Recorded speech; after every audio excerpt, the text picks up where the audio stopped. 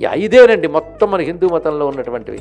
మీరు ఏ దేవుళ్ళని చెప్పిన హిందూ మతంలో వీళ్ళ అవతారాలు, వీళ్ళ మరొక రూపాలు ఉంటాయి, అంతే కదా. కొందరు రాముడు, కొందరు కృష్ణుడు అంటే అదంతా విష్ణువేగా. కొందరు దుర్గా, కొందరు సరస్వతి, కొందరు లలిత అంటే అవన్నీ ఆ శక్తేగా. కొందరు దక్షిణామూర్తి, కొందరు నటరాజస్వామి, కొందరు అర్ధనారీశ్వరుడు అంటే అవన్నీ శివుడే కదా. కానీ మొత్తం మన మతం ఐదే. ఈ ఐదింటి రూపంలో ఆరాధింపబడేవాడు ఒకడే పరమాత్మ అని చెప్పే క్షేత్రం ఇదండి. ఎందుకంటే మీరు చూస్తే 5 ఉన్నాయి ఇక్కడ. ఇది భాస్కర క్షేత్రం గారు, సూర్య భగవానుడు ఎలాగూ ఉన్నాడు, అవునా లేదా? ఇందాకే చెప్పాం గణపతి ఉన్నాడు, మునిపే చెప్పుకున్న అమ్మవారు ఉన్నారు, మాణిక్యాంబ రాజరాజేశ్వరి.